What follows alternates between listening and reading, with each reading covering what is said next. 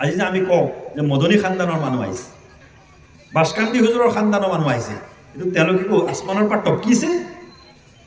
ইয়াত তেওঁলোকে ত্যাগ কৰিছে, ইয়াত তেওঁলোকে আমল কৰিছে, ইয়াত তেওঁলোকে এনেকুৱা সংগ্ৰাম কৰি পেলাই, এনেকুৱা কুৰবানী কৰি পেলাই কাম কৰি দেখুৱাই থৈ গৈছে, যাৰ কাৰণে আমি তেওঁলোকক খানদানী মানুহ বুলি ক'বলৈ বাধ্য হৈছোঁ।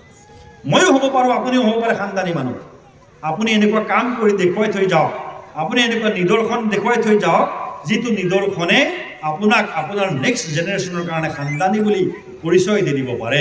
এইটো আপোনাৰ মোৰ আমলৰ ওপৰত নিৰ্ভৰ কৰে আৰু কোনো বেলেগৰ ওপৰত নিৰ্ভৰ নকৰে। মহতৰম ভাই দোস্ত বুজুৰ্গ, মই কৈ আছিলোঁ কেয়ামতৰ দিনাৰ কথা। কেয়ামতৰ দিনা যেতিয়া সেই যে বহুত মানুহ জমা হ'ব, তেতিয়া মানুহ পৰিচান হৈ থাকিব আৰু প্ৰত্যেকজন নবীয়ে নাফচি নাফচি নাফচি নাফচি ক'ব। আমাৰ নবী হযৰত মুহাম্মদ সাল্লাল্লাহু আলাইহি ওয়াসাল্লামে সুপাৰিশ কৰি পেলাই কি কৰিব?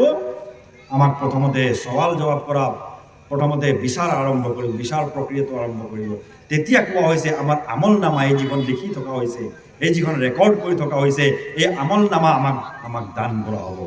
এইখিনিতে কৈছে আল্লাহ তাবাৰক ওয়া তাআলা, আম্মা মান উতিয়া কিতাবাহু বিয়ামিনি ফাসাউফা ইউহাসাবু হিসাবান ইয়াসীরা।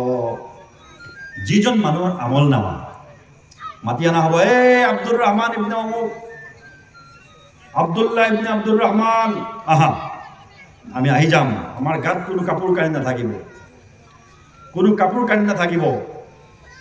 সেইদিনা যেতিয়া মোৰ হাতত আমল নামা দিয়া হ'ব, কোৱা হৈছে যিজন মানুহৰ আমল নামাখন, এই যে ৰেজিষ্টাৰ চিডিলখন সোঁ হাতত দিয়া হ'ব, ডাইন হাতত দিয়া হ'ব, ফাসাউফা ইউহাসাবু হিসাবান ইয়াসীৰা।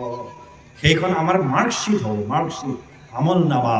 যিজন মানুহক সোঁ হাতত দিয়া হ'ল, বুজা যাব সেইজন মানুহ ইউহাসাবু হিসাবান ইয়াসীৰা, তেওঁক আসান হিচাপ লোৱা হ'ব, সহজ সহজ হিচাপ লোৱা হ'ব, তেওঁৰ পৰীক্ষাটো সহজ সহজকৈ লোৱা হ'ব।